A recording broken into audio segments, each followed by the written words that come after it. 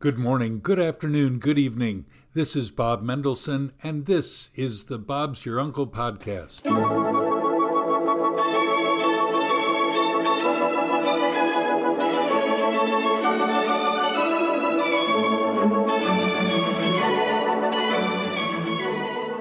Today we finish speaking with George Toma, the American legend and folk hero who has an NFL Super Bowl ring with the Kansas City Chiefs. As the groundskeeper, he's much more than that. Stay tuned. Thanks for joining me for this Bob's Your Uncle podcast, Season 1, Episode 14. Of note, the opinions are strictly my own and those of any of my guests. You can now find us and comment directly to us wherever you get your podcasts. Apple iTunes, Spotify, Pandora, the list goes on. We have a lot of topics to discuss. Even so, on the Bob's Your Uncle podcast, you are part of the show. We do want to see and hear you. Send us a message on Facebook or Instagram. In the weeks to come, we'll speak about country music, Jewish DNA tests, and so much more. Let's see where the Spirit takes us.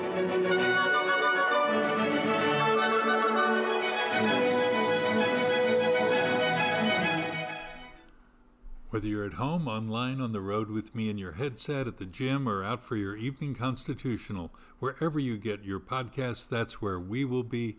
Thanks for being with us these 18 minutes.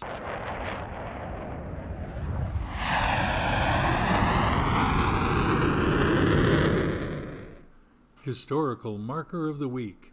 On this date in history, 31 May, in 1819, Walt Whitman was born. He's the one who wrote Leaves of Grass, with one of my favorite quotes, "Keep your face always toward the sunshine, and shadows will fall behind you." Staying in the 19th century, on 31 May, in 1859, the great clock housing Big Ben starts keeping time. The clock at the top of Elizabeth Tower, at the north end of the British Houses of Parliament, is one of the world's best-known timekeepers. And that's the Historical Marker of the Week. It's now time for part 2 of this amazing interview I recorded in the lounge room of George Toma in Kansas City, who tells us about lawn care and sports and his own life. The NFL, there'd be no George Toma. They're the ones that made me. Then we had football. Yeah, so you... In 63, football came in. Dallas came up and became...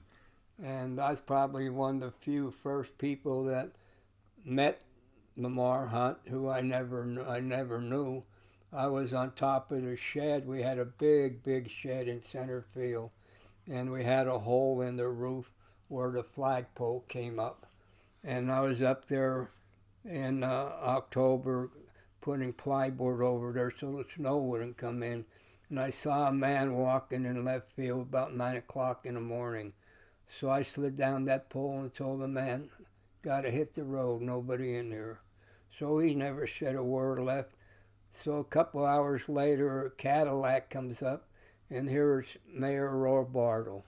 Roy Bartle. And he says, "George, come over here." He said, "I got 2 men here. I want you to show them the clubhouse, the offices, the field." And one guy came out. He was a big guy, tall. He said, "This is Mr. Jack." And then the other guy came out, smaller guy, and he said, "This is Mr. Lamar." And the guy I threw out, you know what I mean? He said, "Show him." The same fella you threw out Lamar Hunt. Right. Out of left field. Right. Out of the Momir Stadium. But see, with those kids and everything, we had the Kansas City A's and Royals play baseball there. Then we had the Kansas City Chiefs play football. We had the Kansas City Spurs play soccer. And we had the Beatles concert there in 65. Then we had religious events there. And with all those events on that field, we never resoldered that field. What'd you do? We just, with my seeding method, never resoldered the field. And they says we had the best baseball field in baseball. We had the best football field in football. And we had, Pele said we had the second best field in soccer. What was the first, down in Brazil? I don't know, I think it would probably be London. Then my oldest son, Chip, he went down to Brazil, and Your son worked with you at the stadium? Right, he was there at me at the stadium. Name is Chip. He's 67 years old now. He's retired, and he works. Got tired of sitting on his fanny in Fort Myers, Florida, so he works for the Lee County and the Minnesota Twins. Now, you have a son who's retired, but wait a minute. Every year the Super Bowl calls you, what is it, 55, 56 years? This will be 56 years, 56 And you're still the main head man. You're called we have a field director. Right, to work with the groundskeepers who are there extant in Indianapolis or New Orleans or whatever. How different is that to be? It's actually it's a one-off event. The first Super Bowl, how I got started in the first Super Bowl, the two leagues merged, and then Pete Rozelle came to town at the old stadium and had a press conference, and they asked him what's the difference in the play of the NFL and the AFL, and he said there didn't see much difference, but he never seen a well-kept, beautiful playing field.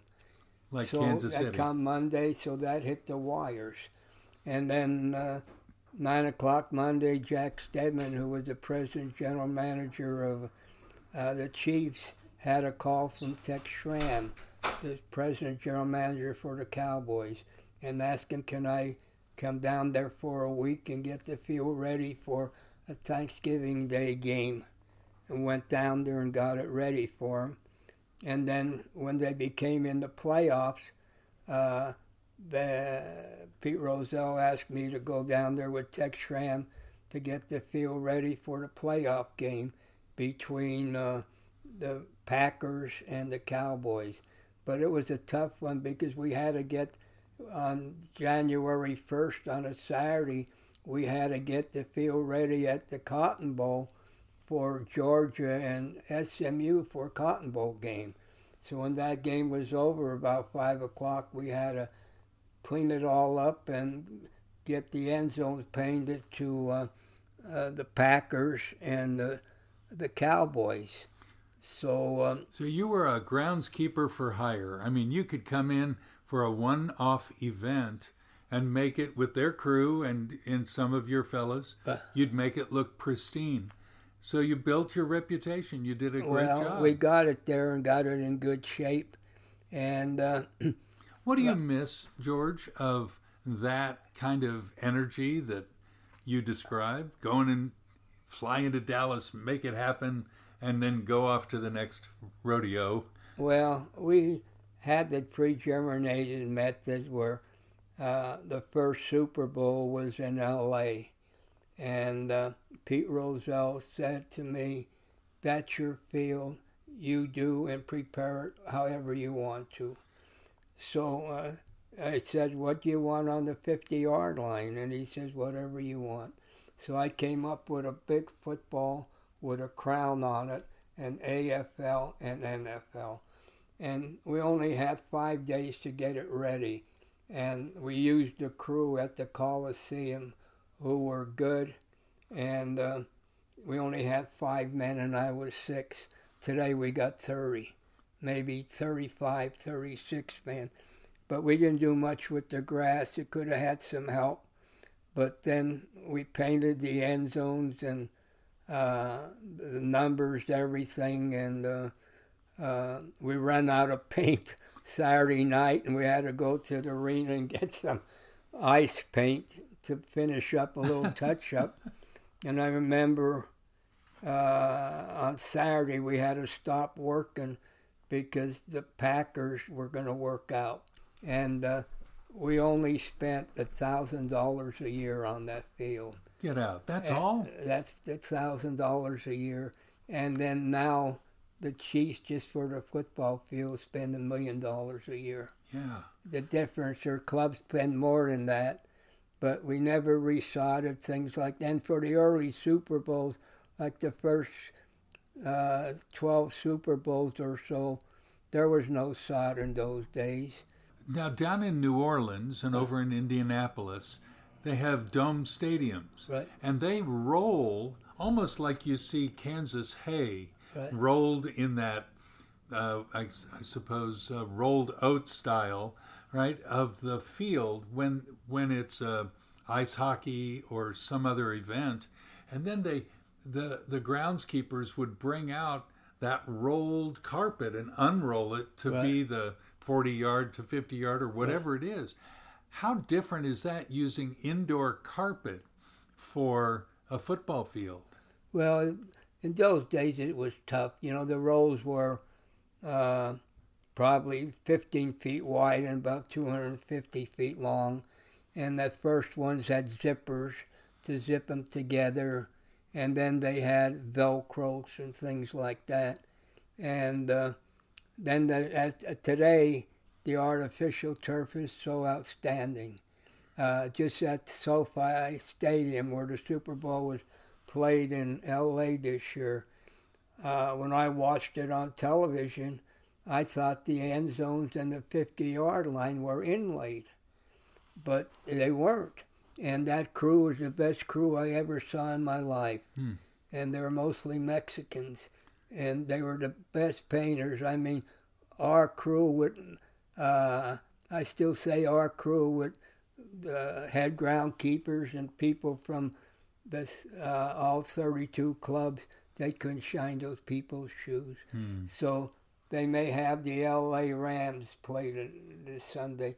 Then soon that game was over, they washed that paint off and then paint Chargers. And they kept on going. And when they got done painting, you thought that field was inlaid. That's how good they were. It's beautiful. And what do you miss about ongoing, regular groundskeeping? I mean, your lawn here at your home is gorgeous. I knew which house it was when I drove to the neighborhood because I thought this is the best lawn in the neighborhood.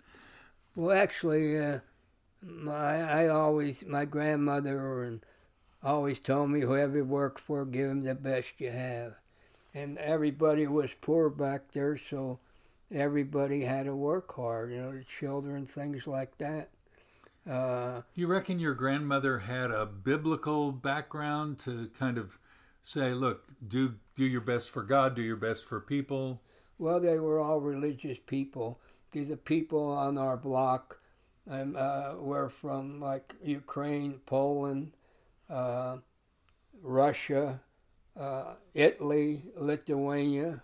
They were all coal miners. And they were all poor. They all helped each other out.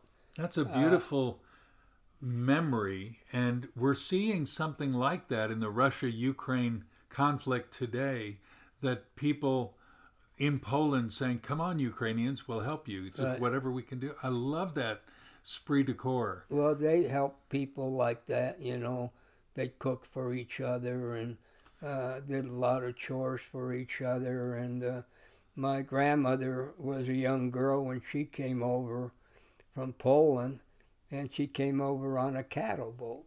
Do you have plans for the future? Well, I'm 93 years old, Okay. and I about had it. I have bad legs, a bad back, and I couldn't go. I'd go to Fort Myers, Florida for my 21st year with the Minnesota Twins. In their spring training league. Right. But George, thank you for your time. no problem. Thank you. I'm going to let you go. I'm going to wish you a happy Easter. Thank you. And a happy rest of life.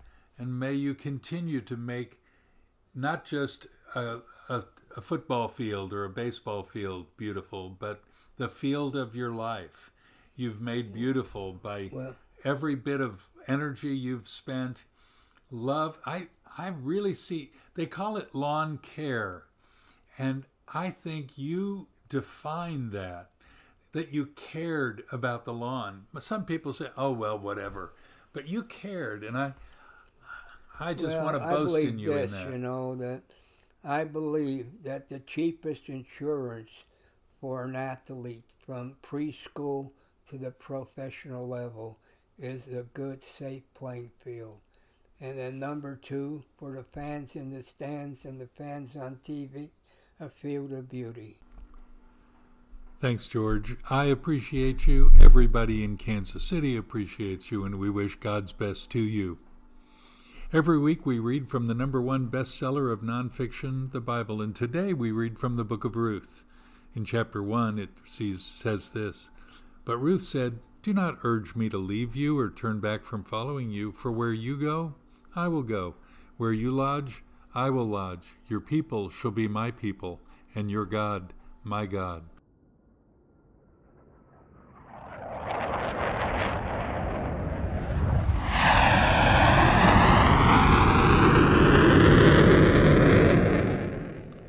Do you have a comment or question? Do you agree with us? Hit us up on bobmendo@aol.com or on Twitter or Instagram on Bob's Your Uncle PC, and we'll read your views next week. Don't forget to post a review on Apple iTunes or Spotify, wherever you're listening, and share our podcast with your mates, your friends, everyone. Thanks for helping us get known out there. Also, please follow or subscribe to the podcast and continue to hit like as well. We can use all the good speak we can get.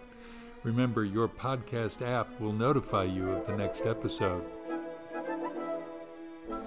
Don't forget to book all your travel needs with Amanda McGinnis at travelpartners.com.au.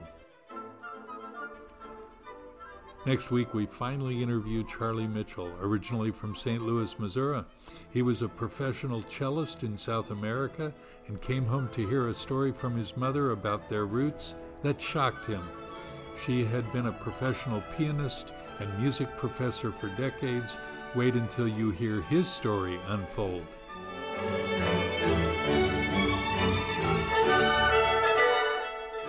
Until then, from me, Bob Mendelson, when things seem bleak or uncertain, look up to God.